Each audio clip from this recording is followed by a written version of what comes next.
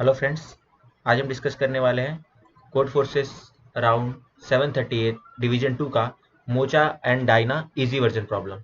Problem में basically क्या दिया हुआ है, एक बार प्रॉब्लम को रीड जरूर लगाइएगा। एक फॉरेस्ट है आपके पास, मोचा और डायना दोनों के पास दो फॉरेस्ट है उनके पास। Forest in the sense forest में एक से ज्यादा ट्रीज हो सकती है और वहां पे साइकिल एग्जिस्ट नहीं करेगा। फॉरेस्ट का मतलब ये है आपके पास ट्री होंगी लेकिन वहां पे साइकिल नहीं होगा, और ट्री मतलब साइकिल, ऑब्वियस सी बात है साइकिल एग्जिस्ट नहीं करेगा। मतलब कि इसके प्रॉब्लम की डेफिनेशन में भी दिया हुआ है करके कि वहां पे साइकिल्स नहीं होंगी। तो एक बार मेरा रिकमेंडेशन होगा कि एक बार इसे ये प्रॉब्लम करने के पहले आप ट्री और ग्राफ की रीड जरूर लगाएं, क्योंकि उसके बिना ये सवाल आपसे सॉल्व नहीं होने वाला है करके। इसलिए ट्री और ग्राफ की अंडरस्टैंडिंग इसके लिए बहुत ज्यादा जरूरी है करके। आपको दिया हुआ है करके कि मोचा और डायना दोनों के पास एक फॉरेस्ट है और आपको बताना है कि सेम नंबर ऑफ ऐसी एजेस को कनेक्ट करना जिससे फॉरेस्ट फॉरेस्ट ही रहे, मतलब अपनी प्रॉपर्टी को वायलेट ना करे, मींस साइकिल ना बने। लाइक सी यहाँ पे ये मोचा का फॉरेस्ट है और ये डायना का फॉरेस्ट है। तो हम यहाँ पे वो एजेस, हमें maximum number of edges connect करनी है जिससे कि फॉरेस्ट की प्रॉपर्टी वायलेट ना हो, मींस साइकिल फॉर्म ना हो। सपोज और ऐसी एजेस कनेक्ट करनी है जो दोनों में अभी कनेक्टेड नहीं है। मींस अगर आप 1 4 को कनेक्ट करना चाहोगे तो नहीं कर सकते, क्यों? क्योंकि डायना में 1 4 ऑलरेडी कनेक्टेड है। हाँ, लेकिन यहाँ पे हम कनेक्ट कर सकते हैं 2 और 5 को, क्योंकि 2 और 5 यहाँ भी कनेक्टेड नहीं है, 2 और 5 यहाँ भी नहीं कनेक्टेड है।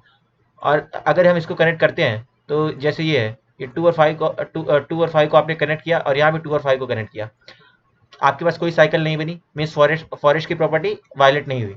अब इसके अलावा बाकी सारी एजेस हैं वो मतलब कनेक्टेड ही है करके, मीन्स 1 3 को आप कनेक्ट कर सकते हो, लेकिन अगर आप 1 3 को कनेक्ट करोगे तो यहाँ साइकिल बन जाएगी और यहाँ भी साइकिल बन जाएगी। तो मीन्स आपको बताना है साइकिल डिटेक्शन करनी है। और इसके लिए आपने कई सारी अप्रोचेस पढ़ी होंगी, डीएफएस और बीएफएस, लेकिन डीएफएस और बीएफएस आपका ओ ऑफ एन कॉम्प्लेक्सिटी लेते हैं साइकिल डिटरमाइन करने के लिए। लेकिन अगर आपके पास कंटिन्यूस एजेस ऐड हो रही हैं करके, उसके बाद अगर आपको साइकिल डिटेक्ट करना है तो इसका सबसे बेस्ट एग्जांपल होता है डीएसयू। तो अगर अभी हम डीएसयू को देखें करके, तो डीएसयू के क्या होती है, डिसजॉइंट सेट यूनियन। और डिसजॉइंट सेट यूनियन में भी एक से ज्यादा प्रॉपर्टीज होती है। डिसजॉइंट सेट यूनियन का एक प्रॉपर्टी है रैंक बाय यूनियन। तो मेरा रिकमेंडेशन होगा कि एक बार आप उसकी रीड जरूर लगाएं करके, क्योंकि अगर डिसजॉइंट सेट यूनियन को अगर हम यहाँ डिफाइन करने लग जाएंगे तो वीडियो बहुत लंबी हो जाएगी करके। आप लोग कहना, मैं ट्यूटोरियल का लिंक प्रोवाइड कर दूंगा, अगर इसके लिए आप कोई फर्दर एक्सप्लेनेशन चाहिए होगा डीएसयू का तो मैं अपन उसको भी देख सकते हैं करके। तो let's come to the solution of the problem. सबसे पहले हमने एन इनपुट ले लिया और P number of edges in Mocha और Q number of edges in Diana. तो सबसे पहले हमने क्या किया, पेरेंट दोनों मतलब जो मोचा का जो फॉरेस्ट होगा उसमें हम पेरेंट 1 और रैंक 1 से इनिशियलाइज किया, और जो डायना का होगा उसको हमने पेरेंट 2 और रैंक 2 से इनिशियलाइज किया।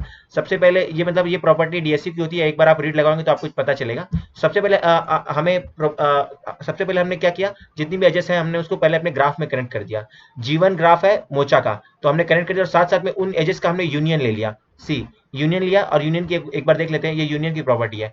अगर आप दो एजेस को कनेक्ट करना चाहते हो और दोनों के पेरेंट अगर सेम है, मतलब दोनों के तो साइकिल फॉर्म होने वाली, तो आप उनको कनेक्ट नहीं कर सकते। तो इनिशियली तो जो भी था, जो आपको क्वेश्चन में दिया था, तो हमने उसको यूनियन कर लिया।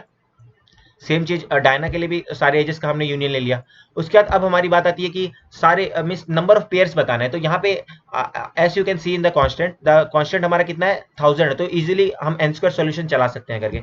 तो हमने यहीं पर किया कि आई इज इक्वल टू 1 से less than n and i is equal j is equal to i plus 1 से less than equal to N.